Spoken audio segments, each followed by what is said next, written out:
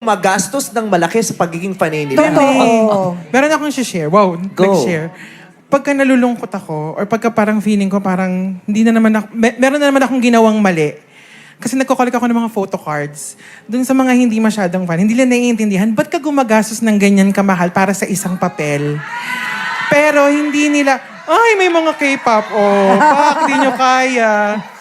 Pero hindi nila alam, yung isang papel na yon, yun yung doon babalik yung energy ko. Doon yung babalik yung doon babalik yung sigla ko ulit. Pag nakita ko siya parang okay na ako. Hindi siya papel lang. Okay. Hindi siya papel lang.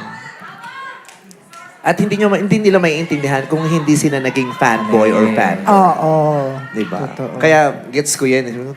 Give mo, die. Iba yung joy. Iba yung, kahit sandali lang, kahit ilang oras lang. Diba? Yung, masas